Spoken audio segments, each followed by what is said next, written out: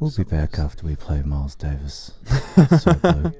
Some kind of... I mean, 2017 was the year we just hustled on writing. Yeah. I think we were, like, frustrated on the style of song we were writing. I was, personally.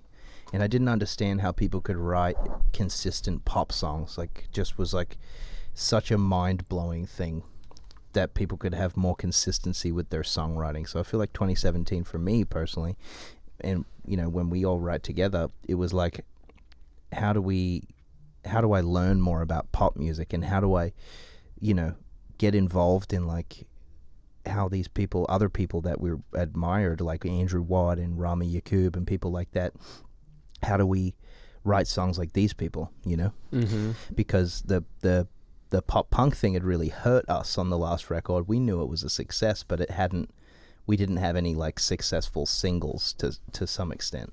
Yep. So we were frustrated, and we're in 2017. I just remember a lot about, well, what do we do different instead of running around in the same loops, you know? So it was a lot of questioning our music and a lot of, like, trying to rebuild the band's sonic, and, like, how do you keep moving now, and how do we grow the band up a little bit? Yeah, that's what I thought about a lot in 2017. Mm-hmm. Yeah, I agree. Just learning how to write in a more pop way, I suppose, and just, like, really, that was really the whole I mean, these shows here, like, this is, less than a month of touring, so it's not even, they were awesome shows, and we tried to do some festivals, which is really rad. It's our first time playing proper festivals, but the rest of the time was literally just writing, and, like, I feel like we internally knew that the band needed to change in some capacity, Mm-hmm. and I think we went through a lot of different genres to get there, or, like, a lot of different influences. We knew we wanted it to be something more, because the whole point of the band when we started was we wanted to be like a people's band and, like, have as many people as possible listen to us, and how do we continue with where we came from, but also grow to another songwriting level, and, I don't know, use those tools to, I don't know. Yeah, and at this point in time, we had a lot of trouble getting in rooms with writers. I remember, like, we would request to write with people to be like, oh, no, we don't do that. We don't do the pop punk thing. Like, Yeah. And we're like, we don't want to do pop punk. We want to write pop rock. Yeah. We want to write songs that are, like, you know, accessible to people, but with influence. And then we discovered, you know, and a lot of punk bands end up saying this, but you dive into the new wave stuff, you know, and we were like, okay, what's the gradual progression of a punk rock band into a pop band? And then you start to discover bands like Blondie and, like, you know, you go back in time and you start to study how garage bands turn into having pop hits. Yeah. And that for 2017 was all about, like, studying and how the hell do we do this now, and how do we make this, how do we create more longevity by staying true to our roots, but writing, you know, more high quality songs. And we did a lot of 2017 with, like, no real support system. You know, it was Not at kind all. of just the four of us kind of figuring out what to do on our own. And, you know, like, a lot of people had taken a step back at that point from our Mhm. projects, and it was kind of, you know, we'd sort of look at it and be like, okay, like, what do we know how to do? And we're like, we know how to write songs, and we know how to, you know, play live and stuff, so let's just focus on that, and hopefully the rest of everything else falls into place. And yeah, it was a pretty scary year because, you know, it was like, you know, we have to redevelop the band on our own.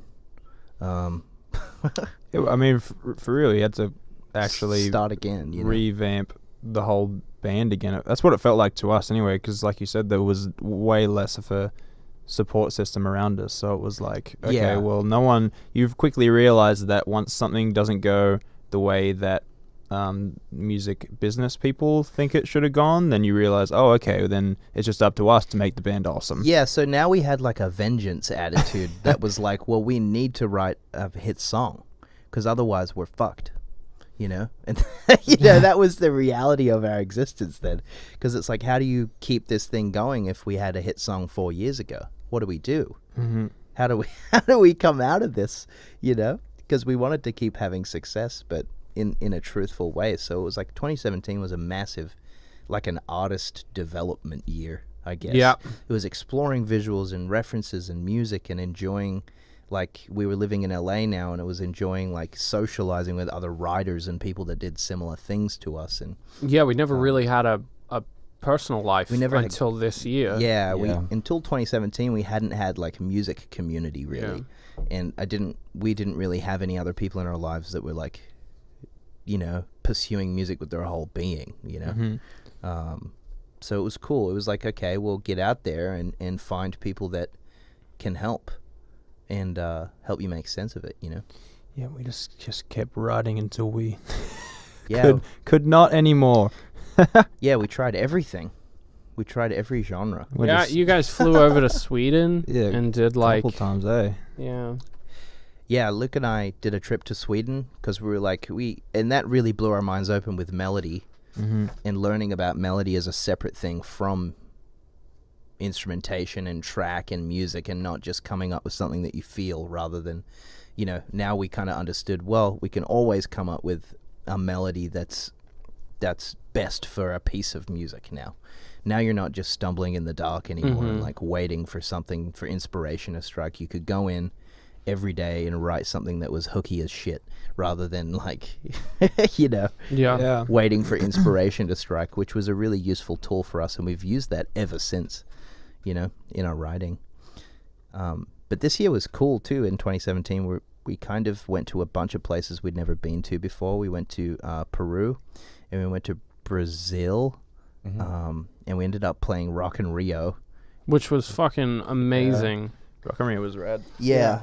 It was kind of like a live highlight of our whole career because we were pretty out of our depth with our catalog. We only had one, like, big song in our career, and we're playing in between Pet Shop Boys, and it was Lady Gaga and Maroon 5. And it's like, well, damn.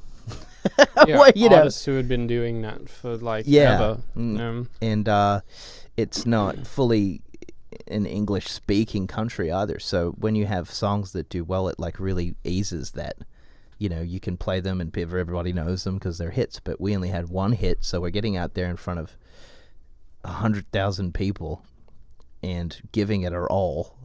Yeah. Yeah. And it turned out we made a great impact with our live show in Brazil when we did that, and it was like the start of something really special for us in that country.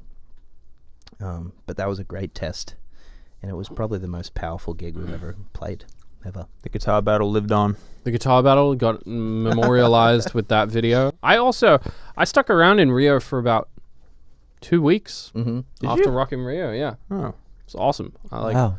hopped around to different places. Was like went to a hotel in like Copacabana Beach.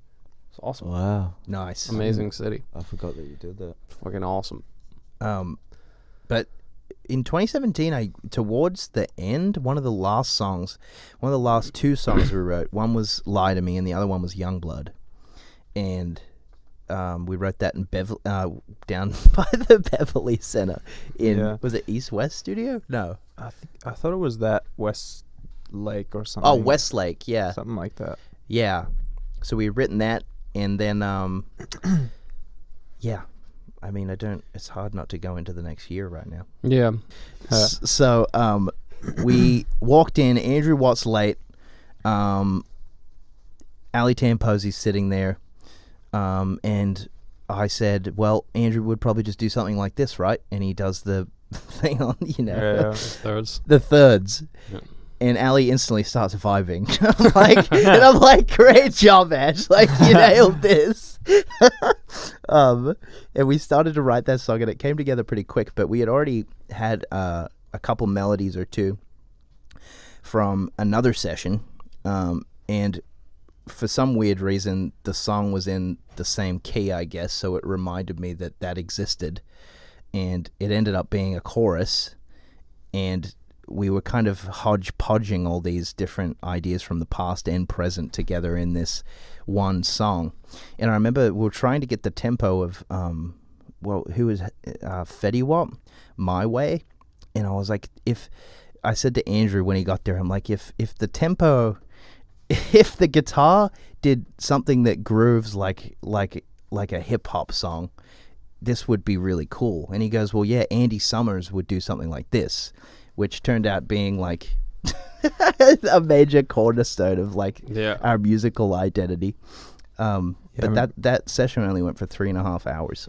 Yeah, a lot of those. I remember at that time, because of Ash, I was listening to so much, like, because we're in that new wave world, trying to like figure out how do we remain like truthful to what we want to do, and like we're a band, but we want to be in this space, more so like in a pop, I guess, space, or just more, whatever the word is, and listening to a lot of like Depeche Mode and Tears for Fears and Michael Jackson and all those grooves that are. That's kind of where that song was definitely influenced from. So and then like when you listen, I listened to the album the other day, and it's such an odd, awesome collection of songs, because it's written over such a expansive amount of time with lots of different people, which we were like incredibly frustrated with. Yeah, like, this was a hard album to put together. Yeah, and it was scary. It's been a long time since we put out an album. Yeah, and our record label in the UK, they didn't like Youngblood. They Yeah, didn't want to release it as a single, which was really like pretty mind blowing to us. We're like, well, shit, and we ended up going with "Want You Back" first, which was a crazy vibe, which is next year.